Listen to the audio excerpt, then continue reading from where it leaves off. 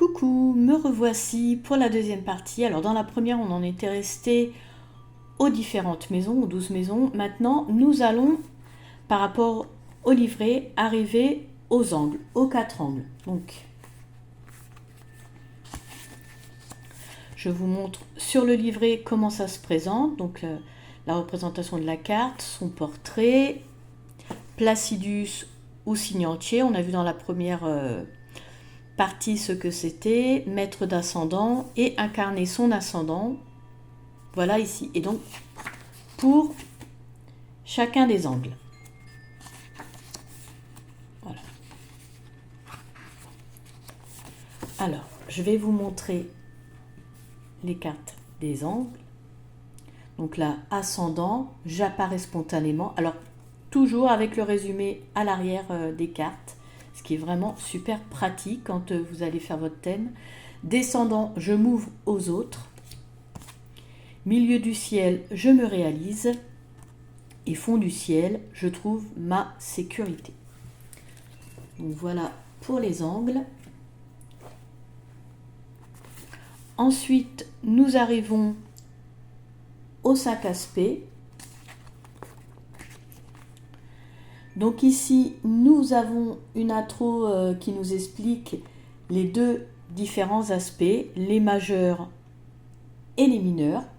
Alors ici, dans le coffret, nous allons avoir les 5 majeurs. Ils sont les interactions planétaires les plus importantes à analyser dans un thème astral. Les mineurs sont plus subtils, mais à étudier lorsqu'on a une bonne maîtrise et compréhension de son thème astral. Voilà.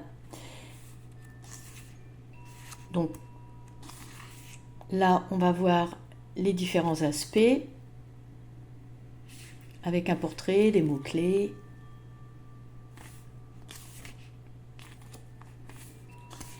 Voilà. Alors, je vais vous montrer les différents aspects. Alors, on a parlé de différentes couleurs à chaque fois pour les parties. Donc, conjonction, aspect d'union. Sextile, aspect de soutien. Comme d'habitude, un petit résumé à l'arrière. Trigone, aspect de coopération. Carré, aspect de conflit. Opposition, aspect de dualité. Donc derrière les cartes, petit résumé, mais également davantage de mots-clés. C'est vrai que vraiment ça aide bien lorsqu'on étudie son thème astral. Donc ensuite, nous arrivons au nœud lunaire, nœud nord et nœud sud. Donc avec le portrait, des mots-clés. Voilà, je vais vous les montrer.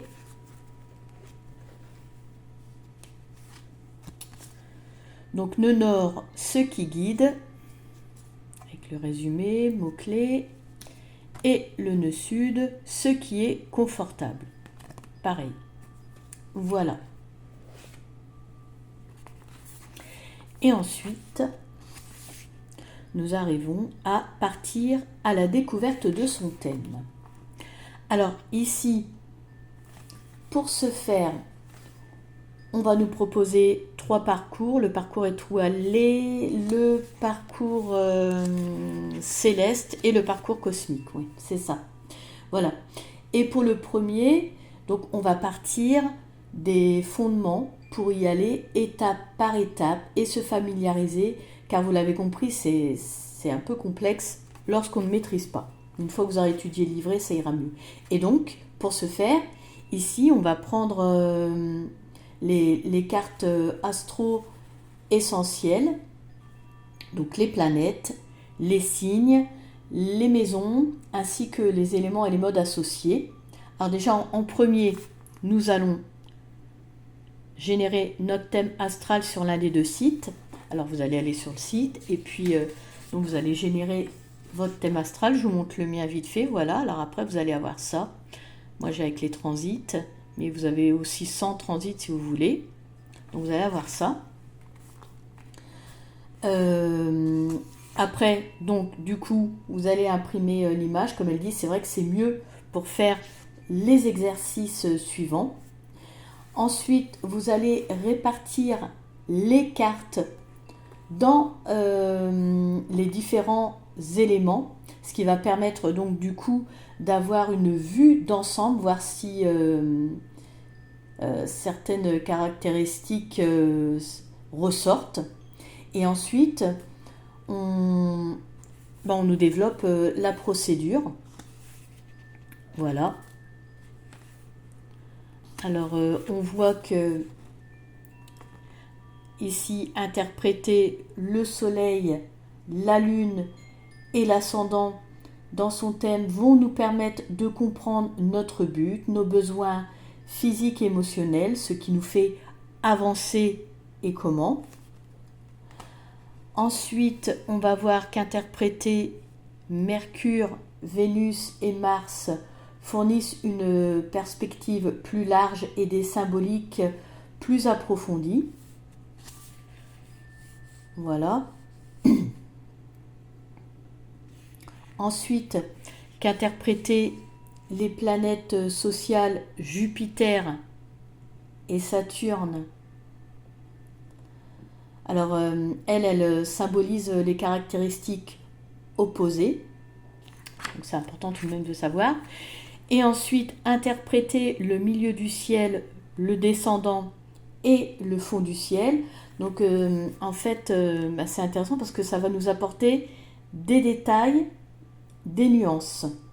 Et donc, à chaque fois, pour chaque étape, il faut, comme ce qu'on avait vu au début, tout début, je vous remontre, voilà.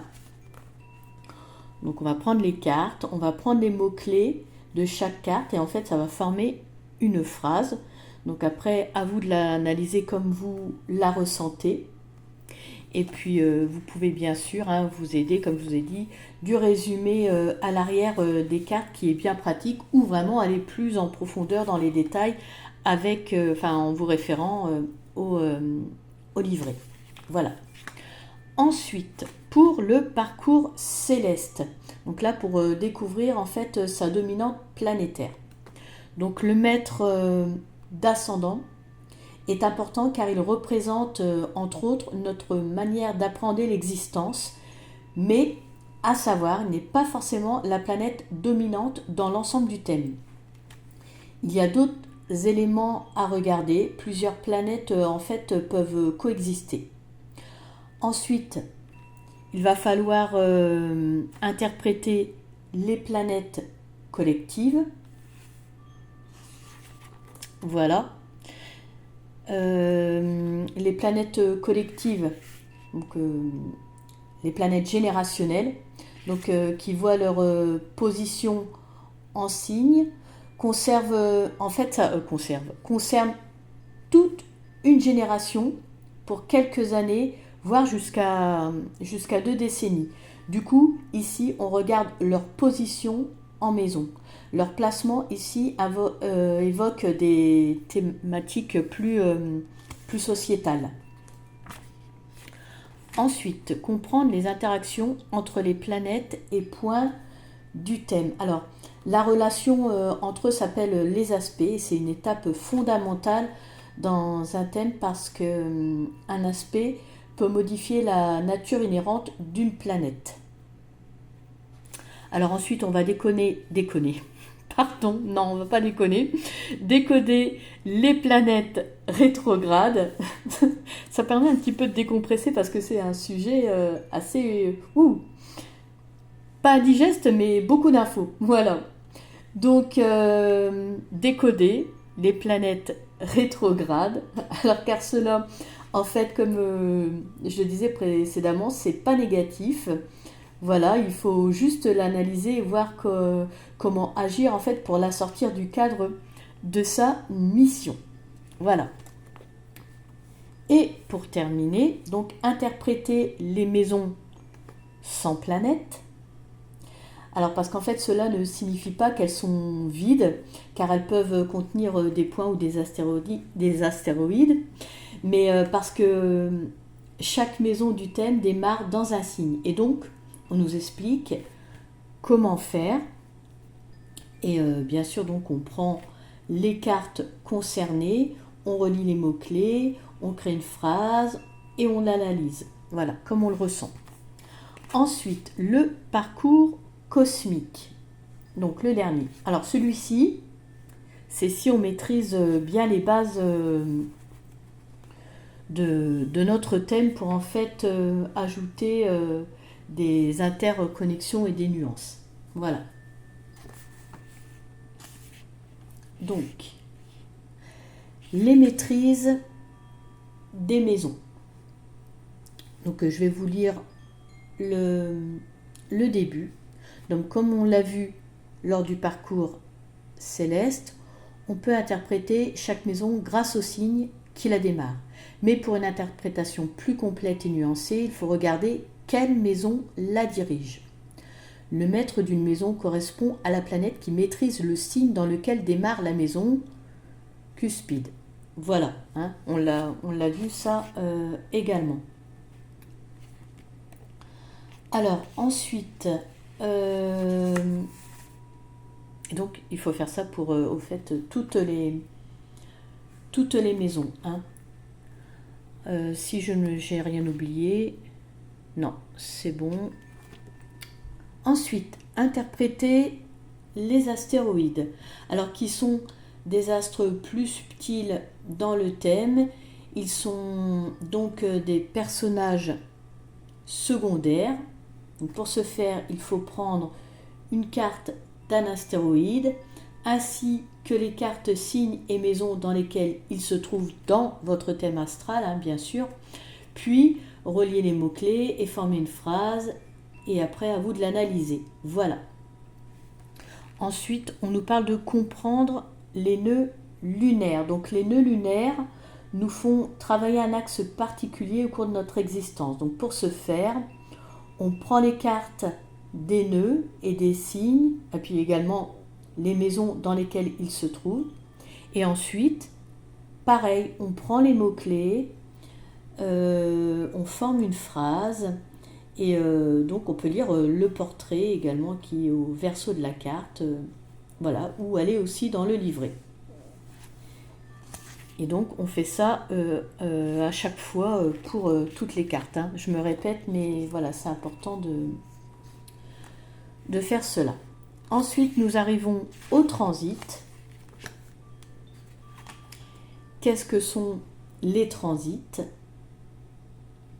Donc, le thème natal représente un instantané du ciel au moment de la naissance, figé dans le temps. Il constitue la carte de vie où les aspects et positions planétaires sont immuables.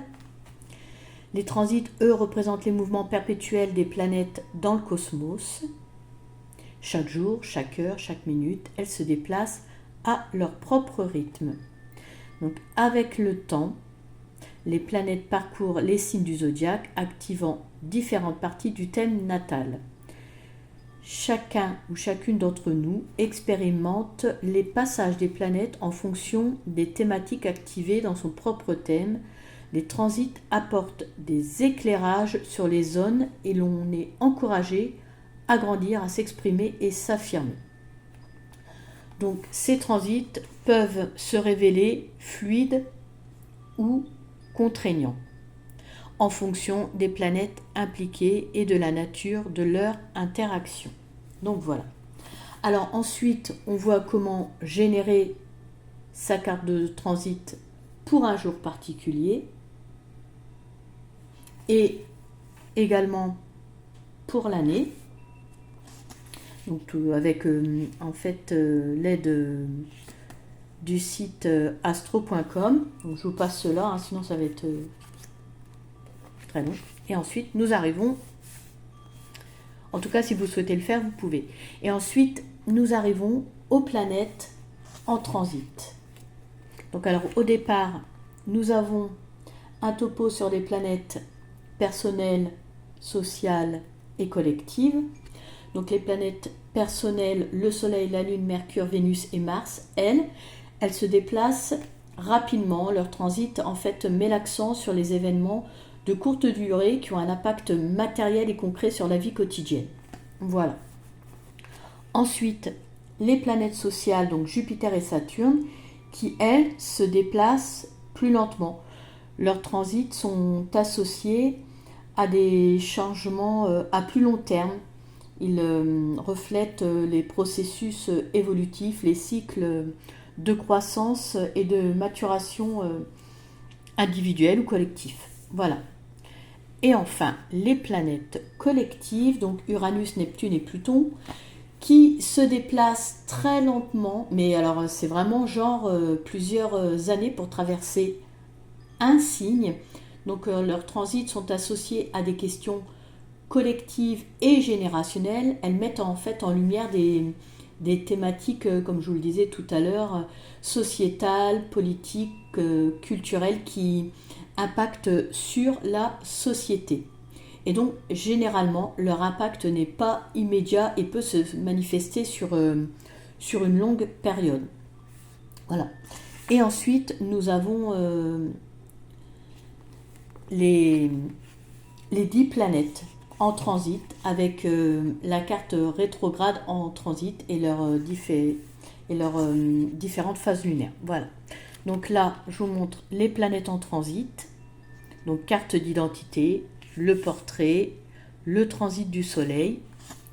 Tout vraiment très bien détaillé. Laura fait vraiment mieux que moi. J'espère que j'aurai quand même réussi à bien vous expliquer. Donc là, les planètes en transit, on commence avec le soleil, mise en lumière, toujours avec un résumé, des mots-clés supplémentaires. Donc lune, mise en sensibilité, Mercure, mise en connexion, Vénus, mise en valeur, Mars, mise en action, Jupiter, mise en opportunité, Saturne, mise en structure, Uranus, mise en émancipation, Neptune, mise en imagination, et enfin Pluton, mise en introspection. Voilà. Ensuite, donc, nous avons, je vais vous montrer avant, nous avons la carte rétrograde en transit, donc avec son portrait. Voilà, exemple, nota bene, mots-clés supplémentaires.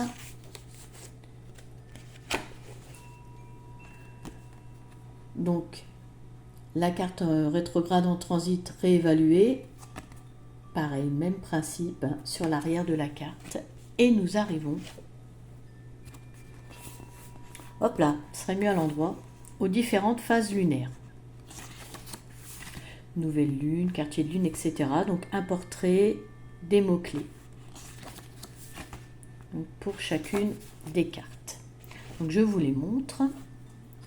Le dernier quartier, décroissance. Toujours pareil, le résumé de ce qui est écrit dans le livret avec des mots-clés supplémentaires. Pleine lune, le bilan.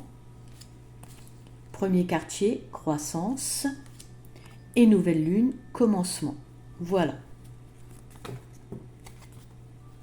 Donc du coup, là maintenant, on a vu toutes les cartes. Donc partir à la découverte des transits. Donc si j'ai perdu personne en route. Donc pour ce faire, pareil, 3 parcours. Donc le parcours étoilé.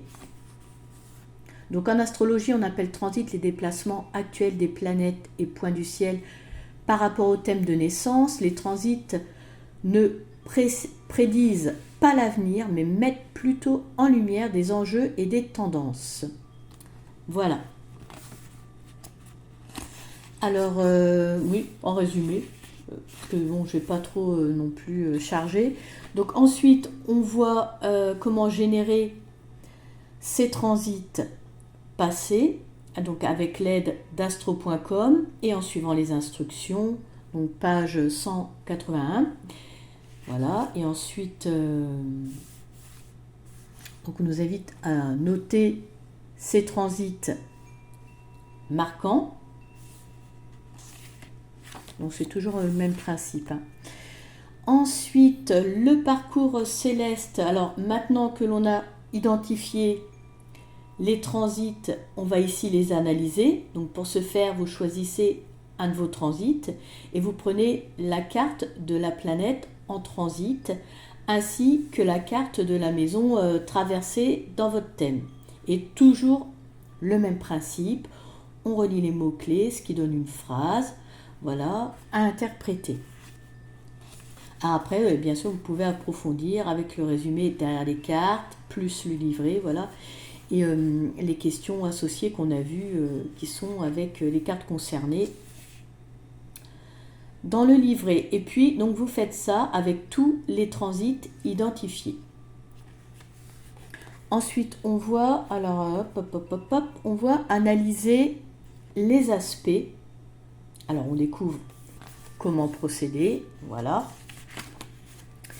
Et enfin, le parcours cosmique à réaliser pour, avoir appréhendé les transits passés pour regarder en fait ceux à venir.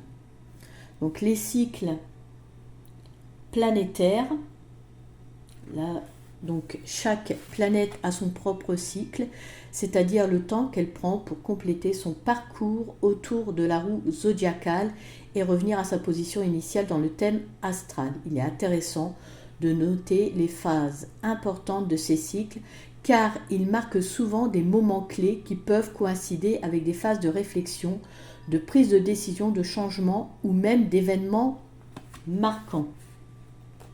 Voilà. Donc on regardera particulièrement les moments où la planète fait une jonction, un carré ou une opposition avec sa position dans le thème natal. Voilà. Ensuite, on nous parle des phases lunaires. Donc comme le thème astral, les transits doivent s'analyser d'un point de vue global. Une bonne façon de s'exercer à cela est de le faire avec les phases et de le faire avec les phases lunaires. Voilà. Et donc, on voit comment procéder. Ensuite, nous arrivons enfin, pour conclure, aux thématiques. Et donc là, on voit les différentes thématiques, émotions. Donc, ce qu'on met dans cette thématique, donc émotion, la lune, la maison 4, la maison 8, maison 12, Chiron. Dans tout ce qui est relations, couple, amis, famille. Voilà, donc là on va avoir l'ascendant et maison 1, Mercure, Lune, Pluton, Cérès, Lilith. Donc, de façon générale, dans les relations de couple, amis, famille. Là, dans les questions de couple, dans la catégorie couple, amitié, groupes sociaux, etc., la famille, le professionnel de façon générale, la carrière, partenariat et professionnel. Dans la catégorie spiritualité, donc là, ce sera plutôt la maison 9, maison 12, Jupiter, Neptune. Voilà, ça permet que vous compreniez bien quelle maison, quelle planète, etc. Et dans quelle thématique. Voilà. Et donc, ensuite, les annexes, donc le sommaire. Là, ça y est, on arrive à la fin, on a tout vu. La présentation de Laura Perra, donc de Bonjour Cosmos, et de Roxane Blondel. Donc là, on nous dit que on peut la retrouver sur son site internet, sur son compte Instagram. Alors, à chaque fois je le dis, mais c'est vrai qu'il peut arriver qu'ils ferment leur compte entre-temps Instagram pour moins de pollution de réseaux sociaux. En tout cas, c'est écrit sur le livret. Donc, et pour Roxane également, donc retrouver son travail sur son site et son compte Instagram. Des remerciements. Un chapitre bibliographie. Et puis, écoutez, maintenant, on arrive à la fin. J'ai réussi à en voir le bout de ce coffret très complet. Je vous l'avais dit dès le départ. Alors, j'espère que j'ai réussi au mieux, que ça aura pu vous montrer vraiment le côté très sympa de ce coffret. Alors, c'est vrai qu'il faut lire avant tout de même le livret parce qu'on ne peut pas faire son thème astral si on ne comprend pas un minimum. Mais après, bon, rien ne vous empêche de tout le temps aller retourner dans le livret. Hein. Mais c'est vrai que une fois qu'on a pigé le truc, avec les mots-clés qui sont sur les cartes et les résumés à l'arrière, c'est vrai que c'est beaucoup plus simple. Voilà. Et alors, si vous allez sur le site, alors je vous remonte, moi j'ai sorti le mien, donc vous allez avoir les informations après dessus, donc ça va vraiment vous aider, ça va vous apporter plein d'informations intéressantes. C'est vrai que de tenter une fois de faire son thème, c'est intéressant, vraiment. Donc voilà. Eh bien écoutez, cette vidéo touche à sa fin. Merci de m'avoir suivi. N'hésitez pas à liker si elle vous a plu, malgré le fait qu'elle soit très dense, enfin en 2 parties. Faites-moi part de vos ressentis en commentaire. Je vous invite également à vous abonner et profite de vous remercier si vous faites partie de ma communauté. Je vous quitte en vous souhaitant le bonheur, la sérénité, l'harmonie et la lumière dans votre vie. Prenez soin de vous et je vous dis à bientôt.